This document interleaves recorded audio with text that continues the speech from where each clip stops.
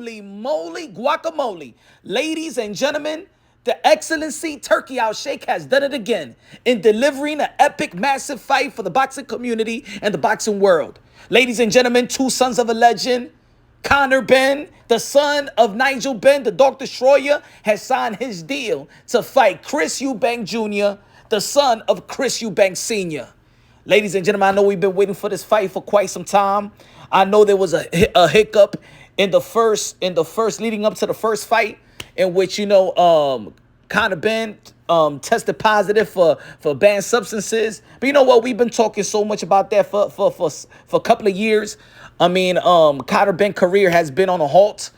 And, we didn't know where his career was heading.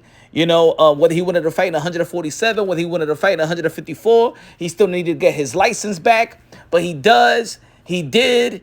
Eddie Hearn, Turki Alalshikh, Chris Eubank Jr.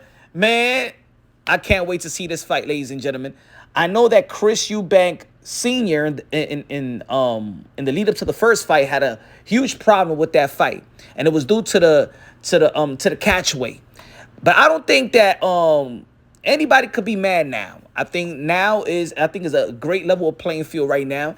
It's going to be in 160 pounds in the middleweight division, and Conor Benn going to be moving up 2 weight classes, and there's going to be a rehydration clause of 10 pounds. Chris Eubank Jr. cannot pass the 170-pound limit, in which that's fair. That's almost like if they was fighting for the IBF, in which I already know that the IBF title has, or the IBF Federation has that rehydration clause to only 10 pounds. So the 170 pounds rehydration clause is no biggie. The 10 pounds rehydration clause is no biggie. I think it's fair, But yesterday, not yesterday, less than 24 hours, Chris Eubank Jr.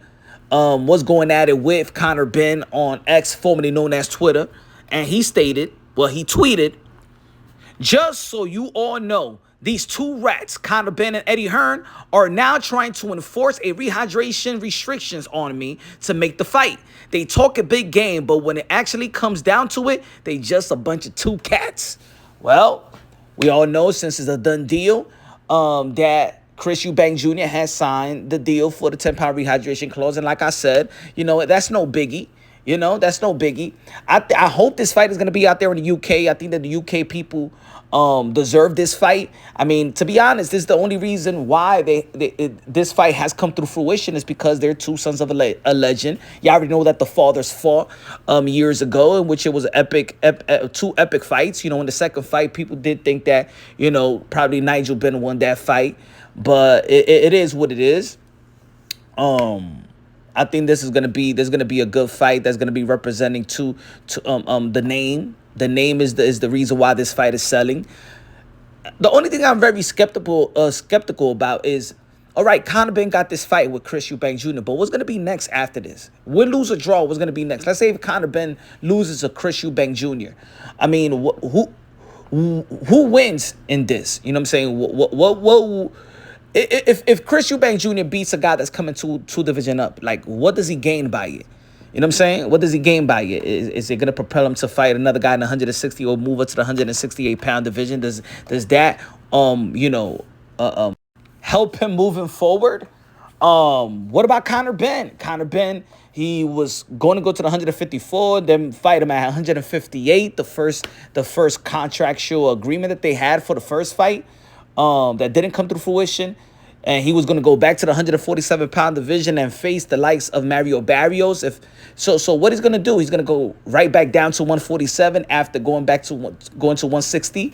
We already know what happened to a fellow Brit, right, in Kell Brook, and when he went to the 160-pound division and fought Triple G and tried to come right back down to 147 and lose horribly to Earl Spence. Yeah, the first couple of rounds it was nick and tuck, but I don't know if this is a great career move. Now, it's a great career opportunity, but moving forward, I think, and unfortunately, this is what I think. I hope it doesn't go like this, but I think they're gonna damage themselves moving forward, especially Conor Benn.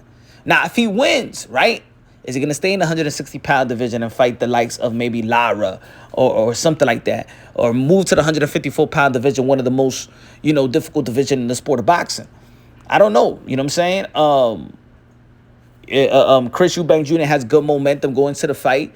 Conor Benn, I mean, he didn't perform like he didn't make a statement his last performance. He's been inactive for the most part. And going up against a Chris Eubank Jr., I mean, great for the name. It's going to be a great event. I'm all for it. I am a fan of Conor Benn's style. I love his style. I like the way his grit, his determination. I like his aggressiveness, his effective aggressiveness. I think if this fight would have been in 158, I would have edged Conor Benn. But now that it's going to be in the 160-pound division, it's going to be hard. I think that Chris Eubank Jr. is going to be the favorite. I'm going to be rooting for Conor Benn because I think he got more of a promise to become a world champion. But I think this is going to hurt him as well moving forward. Again, massive credit to Turki Alalshikh that has done a wonderful job ever since that he emerged onto the scene. We got a rehash season February 22nd. There's going to be an epic fight, epic card. The rematch between Atul Baturbiev and Bivol. We got Shakur Stevenson going to be battling out with Floyd Schofield, Kid Austin. Virgil Ortiz versus Mazurmov. That's going to be an interesting fight, a fight that's going to gauge, that is going to see where people in the elite level is at in 154, because the 154-pound division, we see almost all the guys been vulnerable. They're not making statements. You know what I'm saying? It's been very competitive out there in the 154-pound division. But I can't wait for the next couple weeks, man. We got Gervonta Tank Davis going to be performing March 1st. We've seen Conor Benn going face-to-face with Ryan Garcia. Hopefully he gets his license back in April. And we know there's some talks that Turki Alalshikh had with Ryan Garcia.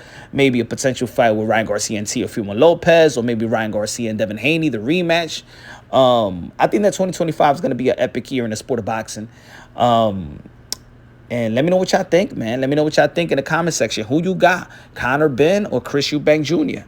Who y'all got, man? I got Conor Benn, but it's safe to say Chris Eubank Jr. is going to be the favorite to win. So y'all already know, man. Subscribe to the channel. You're now tuning in to Punch Drunk Boxing, a.k.a. Mr. Moonshine himself. God bless each and every one of y'all. Love you. God bless. And on to the next.